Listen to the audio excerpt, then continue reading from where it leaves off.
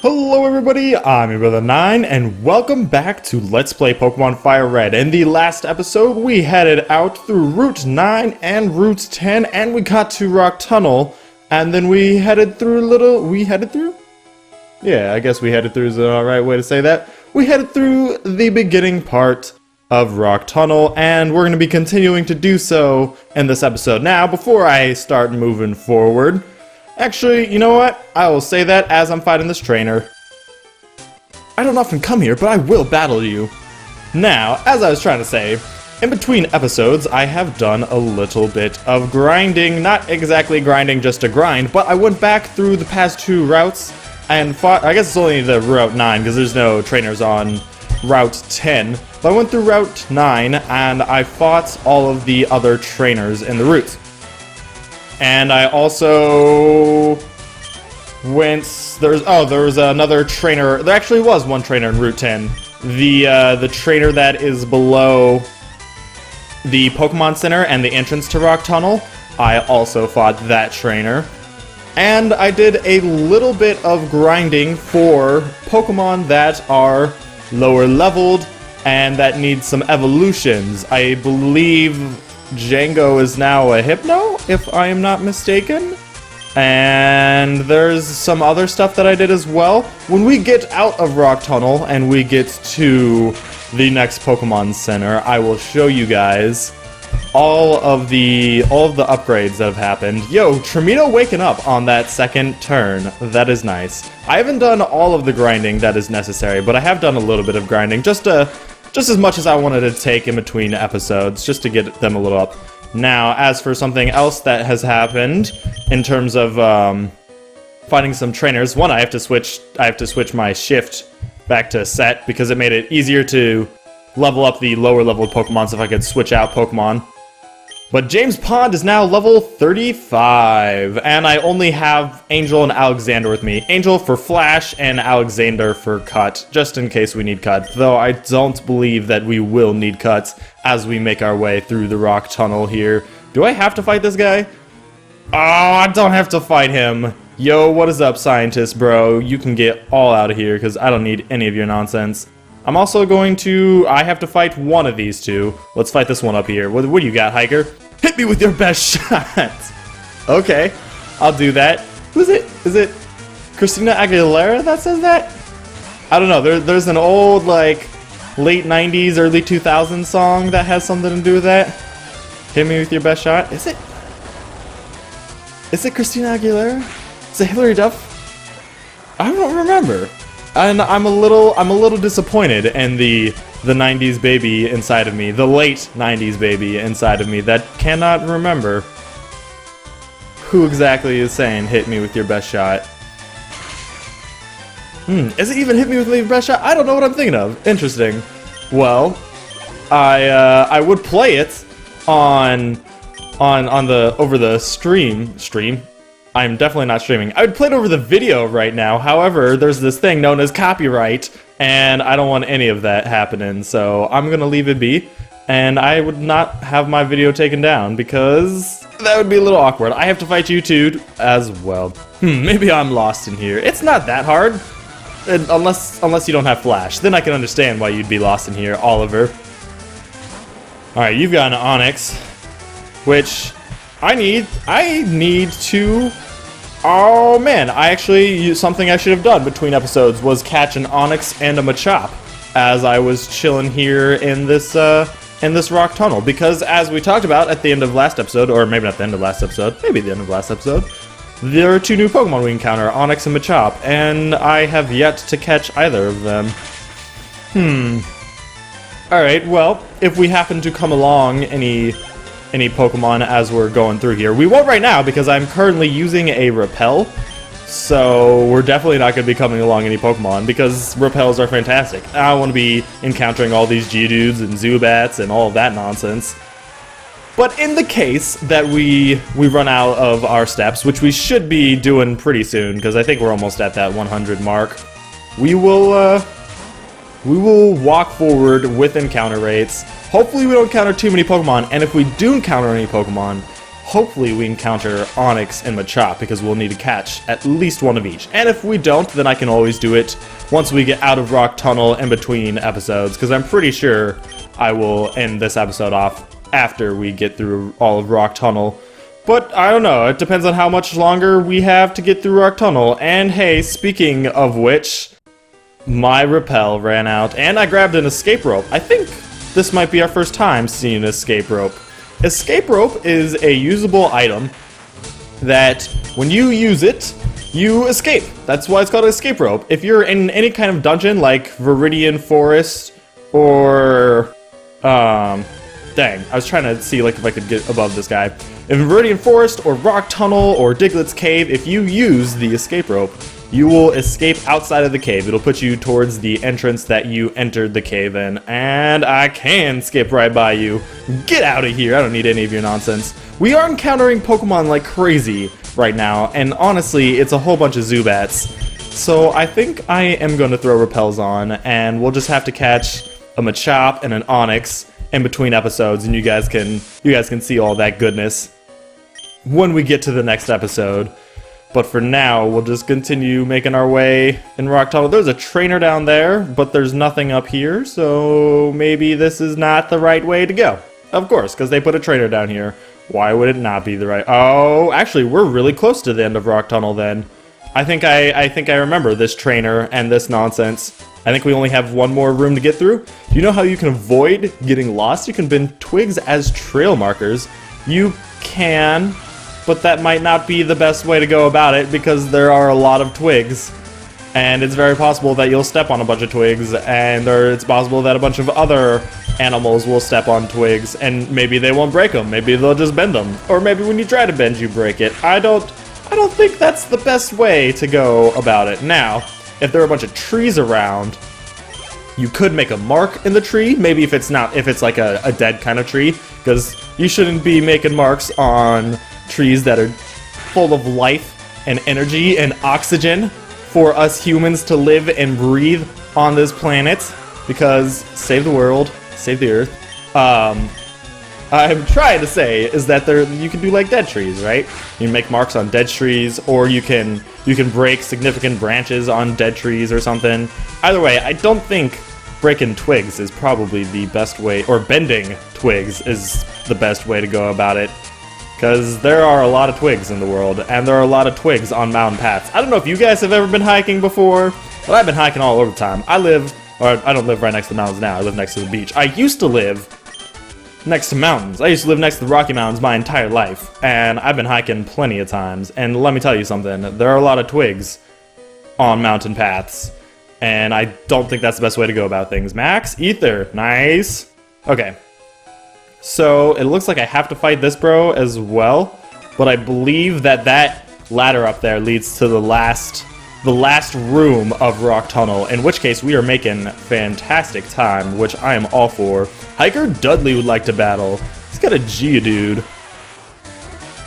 We've seen a lot of these Geodudes, which are weak to ground, which is kind of unfortunate for Geodude, because it is a ground-type Pokemon, and yet it is weak. Because rock is also weak to ground, which is so counterintuitive and ridiculous. And oh my goodness. Alright, so the worst part about this, right? Geodudes are cool. I love Geodude. Shiny Geodude is pretty cool as well. Actually, I haven't talked about shiny Pokemon yet. Let's talk about shiny Pokemon in that case. Shiny Pokemon are an interesting thing, and it started with Generation 2, so a lot of shiny Pokemon are being seen for the first time in... a lot of Gen 1 shiny Pokemon are being seen for the first time here in Pokemon Fire Red and Leaf Green, because in Generation 2, they kind of introduced this little mechanic that 1 in 8,192 encounters of a Pokemon, there is a chance that the Pokemon will be colored something different than what its normal colors usually are. It has nothing to do with stats or anything. It doesn't make the Pokemon stronger. I guess outside of Generation 2, because of the way that they did it in Generation 2, technically the Pokemon are kind of stronger in Generation 2, but ever since then, the Pokemon have not been stronger. All it is purely aesthetic, which is cool. That's awesome. And really, it's so rare that everyone really likes shiny Pokemon, and they're very, very highly sought after because of how rare they are. I mean, 1 in 8,192 chance is kind of ridiculous, but there are also all sorts of ways that you can up the chances, such as the what's known as the Masuda method, which is if you take a Pokemon that has an original trainer of whatever region that your game is in and breed it with a Pokemon of an original trainer from a game that is not the same country as yours, it'll raise the chances by I think like ×4 or something. I don't know. It raises it mighty high. And there are things in later games like a shiny charm that raises the chances, and I think there are other things too that I can't exactly remember. There are a lot of ways to help your chances for shiny charm for shiny Pokemon. But the important thing is that they introduced horde encounters in Generation 6 in which 5 Pokemon will show up at one time, and this makes it a lot faster to grab shiny Pokemon because your chances, you have to do 5 times the amount of counters, right? Or not 5 times, you'll have to do 5 divided by 0.2, I guess? The 0.2 the amount of counters is how many you'll have to do to get a shiny Pokemon, like theoretically, you know, with statistics, probability, all that kind of stuff.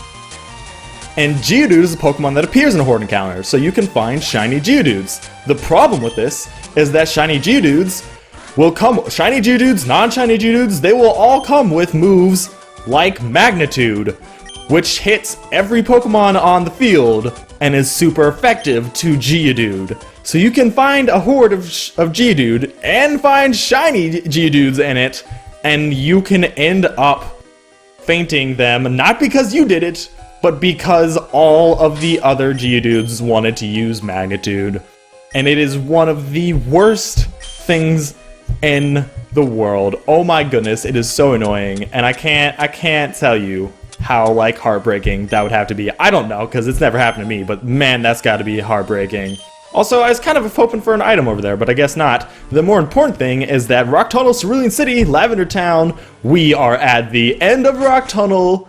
Look at this beautiful area out here. What's up, girl? Oh, you are a trainer. I'm feeling a bit faint. I did not realize that you were a trainer.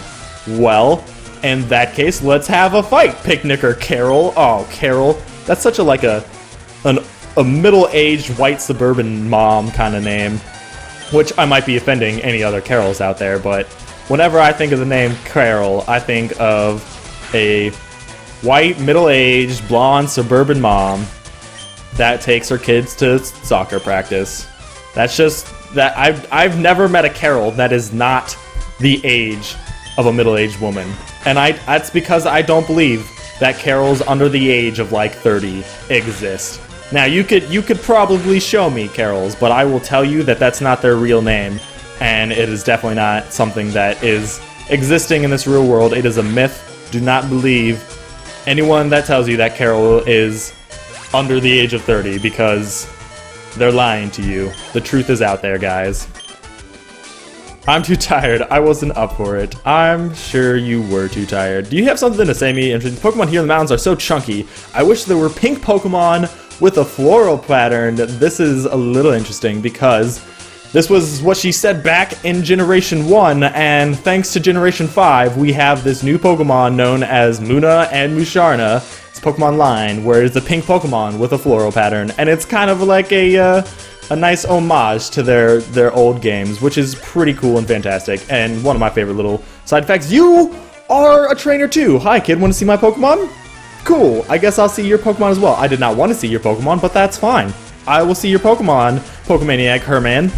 Herman, you've got a Cubone. Cubone, is this our first time seeing Cubone? I don't know. Cubone is a great Pokemon. I love Cubone. Well, Cubone's not great in terms of like stats and stuff, but we'll get to that eventually. I love Cubone because of how it looks. It's got this whole cute story behind it, but it's also like there's a heartbreaking story behind it. We'll get to that eventually. Oh man, Bow Club. Wait, only did one? Am I thinking? Oh, I was thinking Boomerang, right? There's another move, Boomerang, where it hits you twice, and it's a pretty powerful ground move actually. And I think Cubone, Marowak, the only Pokemon that can get it. There might be others, but there are not a lot of Pokemon that can get it, which is a shame because it's a pretty cool move. Oh man, Slowpoke, no! Alright, that's fine. It's okay. Alright, James Pond, get out there and finish this. Slowpoke should take this bite like none other. Man, I've never even used Protect yet, which is a shame, because it's a new move and we haven't, like, had a need to use it. That's a little disappointing. There we go, Herman, get out of here. Herman. I like to say Herman because I think it's funny because it's Herman. And we have now arrived at Lavender Town. Probably the most famous town other than like Pallet Town in the Kanto region, I would say. Arguably, at least. And mainly because of the creepy music.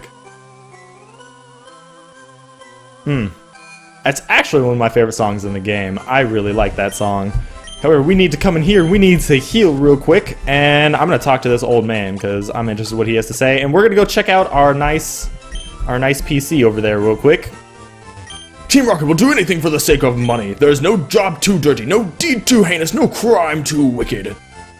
Are you advocating for them? Is that like your ad that you're trying to sell? That's your pitch? Because if so, old man, then you've got some things coming for you. Alright, so Pokemon that have got a little bit of an upgrade. You can see Django is now a Hypno. And I think GS got some levels. Cabanera got some levels. Swoobat got some levels. I tried to get Snake some levels. Didn't really work out. And I believe that... Oh, wait, Colossus is now level 25. And a Graveler, all that needs to happen is it needs to be traded, which we will be doing trade evolutions sometime soon, I believe. Wait, no, we still have a little bit before we get to trade evolutions, and I'll show off all those because we've got a bit. Angel will be another one as well, and I guess I got to go grab a Machop in between episodes because I believe that now that we are here in Lavender Town, that is it for the rest of this episode. I hope you enjoyed this episode, and if you did, please click that like button. Remember, you can always click subscribe if you want to stay updated on the series and other stuff coming out from me. I hope that I'll see you in the next episode. We will check out everything that Lavender Town has to offer us, and I hope that you're having a wonderful day. Thanks for watching.